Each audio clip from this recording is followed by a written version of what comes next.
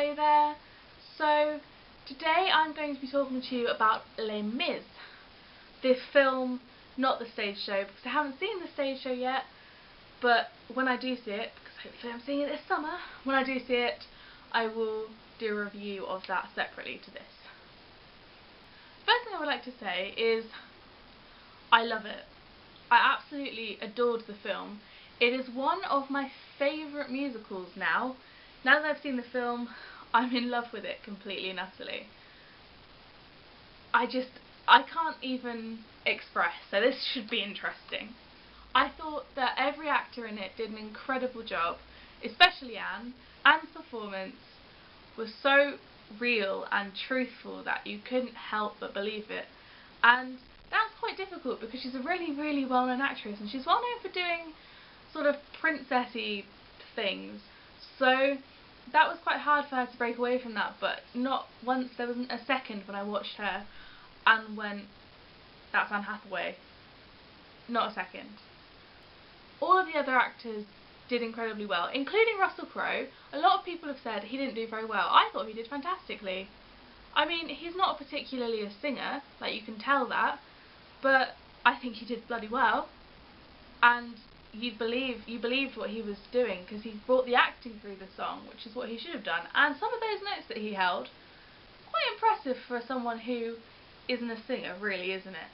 If I'm honest, the only person who I did feel like let the side down a little bit was Amanda Seyfried in her portrayal of Cosette. I feel like, because obviously Cosette's quite a dull character, she's quite boring really, but I don't feel like Amanda helped the character become anything more than a boring, loved up girl, so I thought that that could have been a little bit more impressive. But she still did a really good job, and those high notes were fantastic, so, you know, I can't hate it that much. In terms of the actual film and the sets and everything, I thought it was incredible because it was so extravagant, and every set, the most infinite detail was covered and believable, and I thought that was incredible.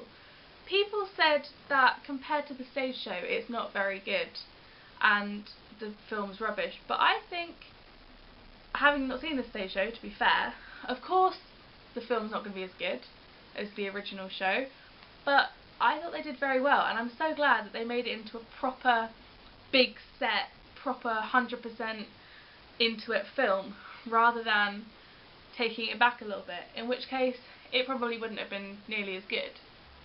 Les Mis has become the most listened to soundtrack on my iPod because the music is incredible.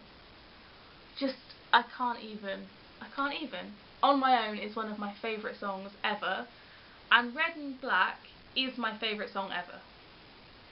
That's the sort of song, it's written with such fantastic notes and words combined that you just want to be part of the revolution. I'm excited, I'm ready for the revolution now.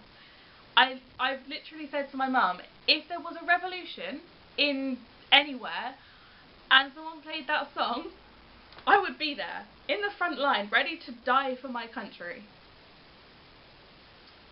Let's hope there's not a revolution now. I don't think there were any particular bits that let me down, really.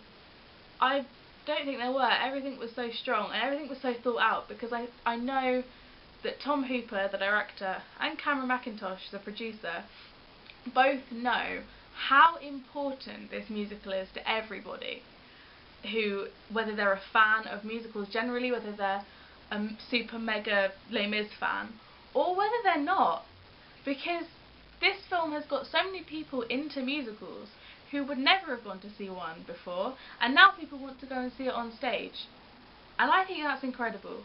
If that's something that a film can do, that's got to be a good thing, right? I do think, if you haven't seen Les Mis yet, whether that be the show or the film, I would suggest only go and see it if you're prepared to cry. And if you didn't cry at the film or the show, I don't know how could you give me your not crying secrets or your heart of stone, because I've seen it twice and both times I was bawling for about 15 minutes in, really. Although I'm not religious, I still like this quote because it's probably the only thing that anyone's ever said that's brought me close to thinking Christianity is quite a nice idea, really, because I don't really think it is.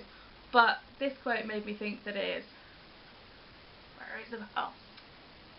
To love another person is to see the face of God. And that is said by Fontaine, Jean Valjean, Marius, and I believe Cosette, at least in the film, right at the end, when something happens. Won't give it away.